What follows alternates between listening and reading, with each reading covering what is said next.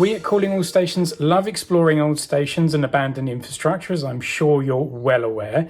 But I'm often asked why I don't do a little bit more of this outside of London. Well, I've got just the thing for you now, except I haven't.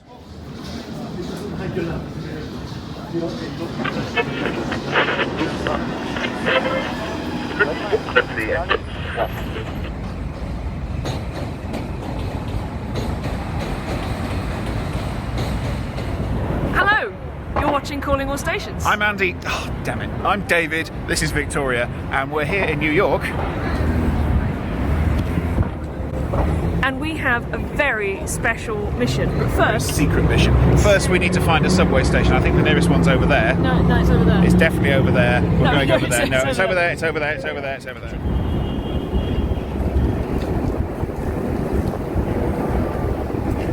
So, as you see, we're here, and we're going to take the orange one, which is one of the many orange ones.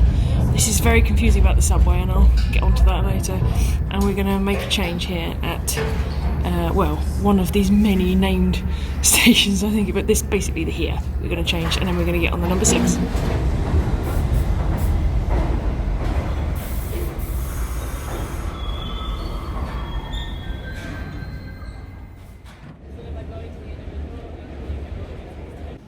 There's nothing I can say about New York that hasn't been said before. It's a vibrant city of diverse neighbourhoods, from the hustle of Times Square to the artistic communities of Brooklyn. The weather can be challenging. Wind chill. So it's about -10 at least. It's really cold.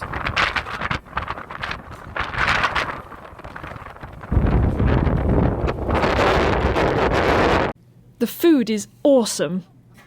But as typical train geeks, it's the subway that gets our attention. So we've just taken the D train. That was specially for fans of 80s soul music. You'll notice here the trains are split into 2 types. We've got the Billy Joels and the Petula Clarks. Some of them are for uptown girls, the others go downtown.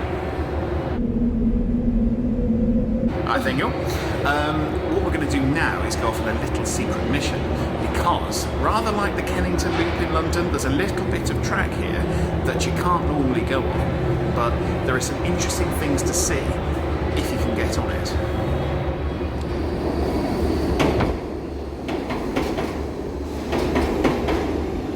There are many things I like about the New York subway. The trains are quite roomy. They don't seem too overcrowded. You can do a lot of train spotting because you can see the express trains that go through, which is quite cool. There are lots of stations, so if you walk past one, in a couple of blocks you're going to see another one, and also it's quite affordable. We bought some tickets which were about $33 each, and that's 7 days. Week, yeah. And also the network's so massive, you could go anywhere. It reminds me a lot actually of the Paris Metro, because it sort of has that similar sort of feel. The trains are a bit bigger, and you also get the ones that sort of run overhead above the street level, which is a bit like Paris. It's sort of cut and cover. It's a bit like, the district line. Yeah. But there are quite a few things I don't like about it. Mostly that we keep having domestic arguments because it's very difficult to navigate. So a train that we're going to catch came in, and I told him not to get on it because it said it was going one way, but also the other way.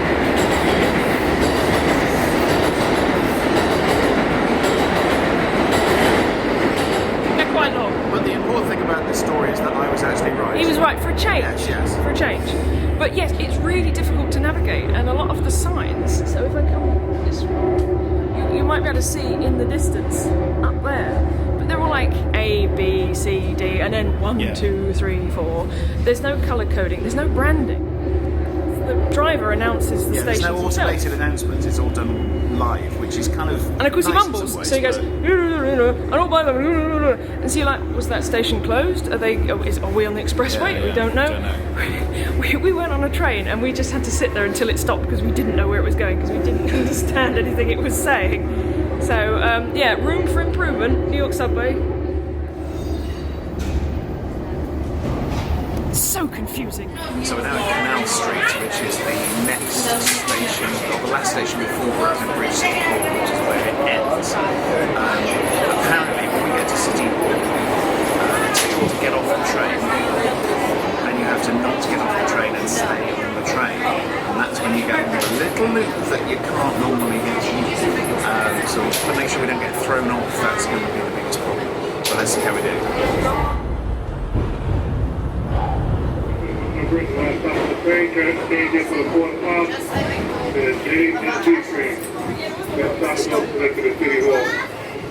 See what I mean about the driver makes the announcements? You can't understand a word he's saying.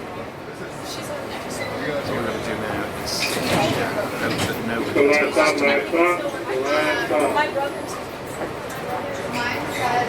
Don't know the only people. Doors are about to close.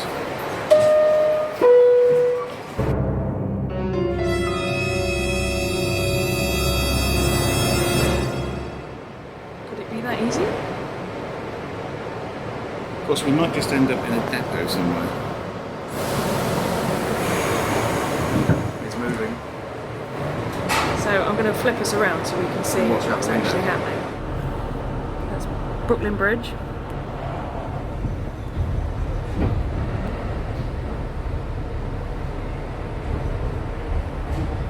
Moving very slowly.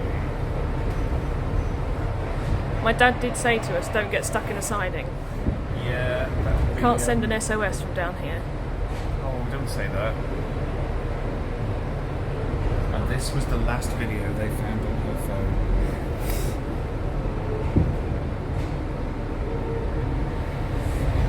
Here we go.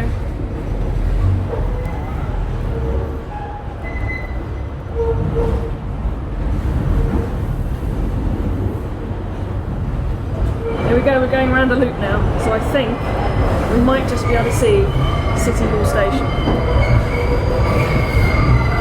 There she is! Look at that! Look at that! It's all lit up and everything.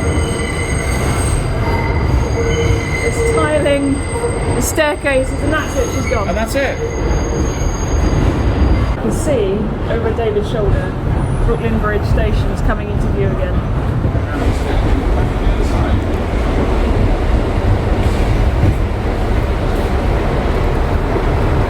I think that deserves a high five. High flipping five. And we didn't get arrested.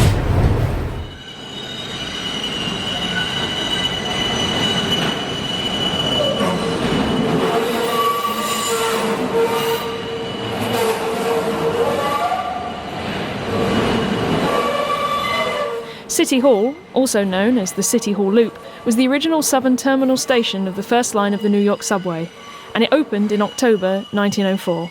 The station is curved and also quite short, so it can only accommodate 5-car trains, and with numbers of passengers growing, they decided to close it completely in 1945, and instead all the passengers use the nearby Brooklyn Bridge station, which isn't very far away.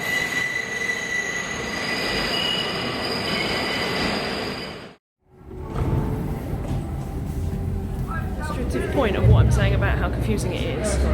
We've adopted this poor little old lady who got stuck on the loop around City Hall because she didn't know where she was going, and the map said 6 and then it goes into the 5. It doesn't say you have to get off or you just go round in a loop.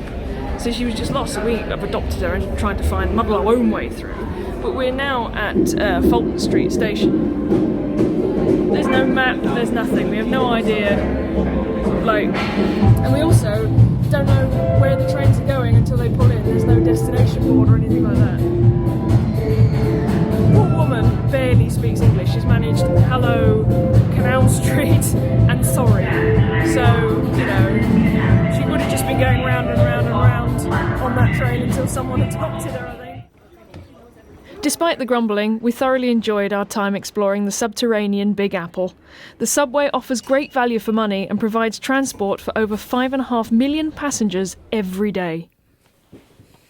If you do visit NYC, be sure to have a nose in the New York Transit Museum in Brooklyn. It's home to several sets of vintage trains and is based in a live but unused subway station.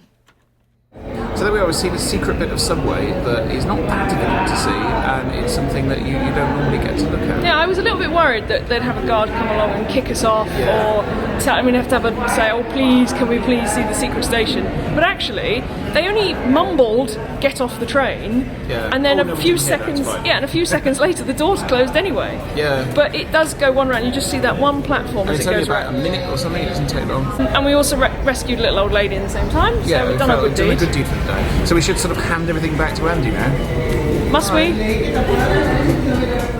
Thank you very much to David and Victoria for filming and editing that whilst on their holiday in New York earlier this year. They will see you at the next stop.